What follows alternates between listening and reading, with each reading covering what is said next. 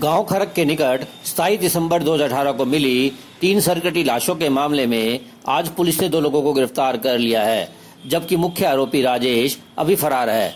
ये तीनों हत्याएं 3 लोगों ने मिलकर की है और पहचान छुपाने के लिए शवों को प्लास्टिक के ड्रम में छिपाकर खेतों में फेंक दिया था। आरोपियों को अदालत में पेश कर 5 दिन के पुलिस रिमांड पर लिया है।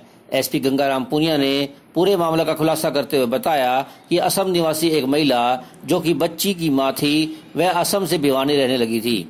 महिला रोहतक गेट निवासी एक कबाड़ी के संपर्क में आई, फिर उसी के साथ रहने लगी। मौके पे पहुंचने के बाद ये पाया गया था कि एक ड्रम के अंदर कुछ सत विसत अवस्था में कुछ शव पड़े हैं जिनके सिर गायब थे। उसके बाद में जो पुलिस की कार्रवाई के बाद में शवों को जीएच भिवानी में लाया गया और जहां से पोस्टमार्टम के लिए पीजीआईएमएस रोहतक रेफर किया था। उस कबाड़ की दुकान से जुड़े हुए कुछ लोगों से पूछताछ भी की थी और गवाहों के बयान भी दर्ज किए थे। साथ ही हमने कुछ गवाहों के बयान न्यायिक मजिस्ट्रेट के सामने धारा 164 सीआरपीसी के तहत भी अंकित करवाए हैं, जिन्होंने जो मौके पे कपड़े मिले थे उनकी शिनाख्त मृतिका और उनके दोनों पुत्रियों के कपड़ों के रूप में की है।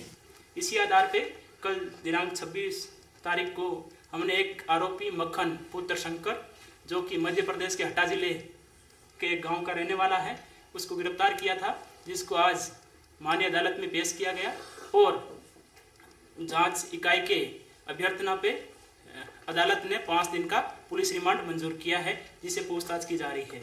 साथ ही मामले में एक और आरोपी आज पूनम उर्फ फौजी, जो कि ढाणी सरोज्ञान नेहरू पार्क के सामने यहाँ पे रहता है, उसको भी गिरफ्तार किया है।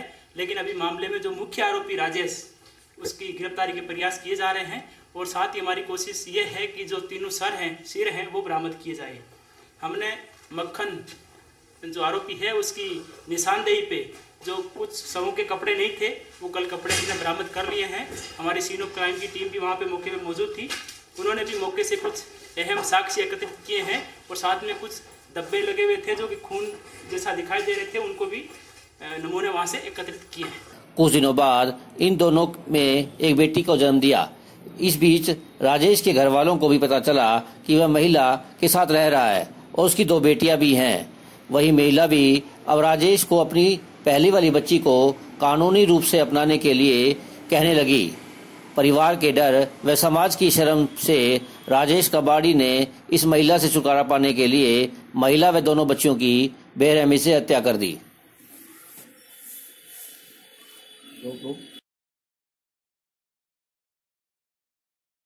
उसके आधार पे ये चीज़ सामने आई है कि जो छोटे वाली पुत्री थी वो राजेश की बताई जा रही है। उनके हमने हॉस्पिटल से जो संबंधित कागजात थे वो भी हमने रिकॉर्ड पे ले लिए हैं। तो एक तो ये कि जो बड़ी वाली लड़की थी उस औरत के द्वारा ये मांग की जा रही थी कि इसका भी आधार कार्ड राजेश फादर अपना आप को फादर बताते हुए आधार कार्ड बनवाएं और साथ ही खर्चे के लिए पैसों की भी मांग थी। और साथ ही राजेश के परिवार वालों को भी पता लगने लग गया कि ये दूसरी औरत के साथ रह रहा है और परिवार के डर से और समाज में बदनामी के डर से भी वो भी छुटकारा पाना चाह रहा था। ये एक प्रारंभिक पूछताछ के दौरान सामने आया है, जिसका सत्यापन अभी किया जाना बकाया है।